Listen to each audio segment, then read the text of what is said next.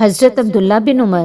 رضی اللہ تعالیٰ عنہ سے روایت ہے، نبی صلی اللہ علیہ وآلہ وسلم نے فرمایا، اللہ تعالیٰ کے نزدیک سب سے زیادہ پسندیدہ نام عبداللہ اور عبد الرحمن ہیں۔ حضرت عمر خطاب رضی اللہ تعالیٰ عنہ سے روایت ہے، رسول اللہ صلی اللہ علیہ وآلہ وسلم نے فرمایا، اگر میں زندہ رہا تو انشاءاللہ یہ نام رکھنے سے منع کر دوں گا۔ رباح یعنی نفع، نجی یعنی کامیاب، افلح یعنی کامیاب، نافع فائدہ دینے والا، یسار آسانی۔ حضرت سمرہ بن جندب رضی اللہ تعالیٰ عنہ سے روایت ہے، انہوں نے فرمایا، رسول اللہ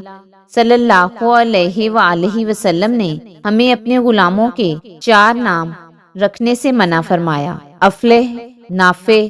رباح، یسار۔ حضرت ابو ہریرہ رضی اللہ تعالیٰ عنہ سے روایت ہے، رسول اللہ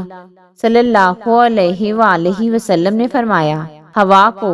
برا مت کہو، وہ اللہ تعالیٰ کی رحمت ہے جو رحمت کا باعث ہوتی ہے اور کبھی عذاب کا باعث بھی، اس لیے اللہ تعالیٰ سے اس کی بھلائی مانگو اور اس کی برائی سے اللہ تعالیٰ کی پناہ طلب کرو۔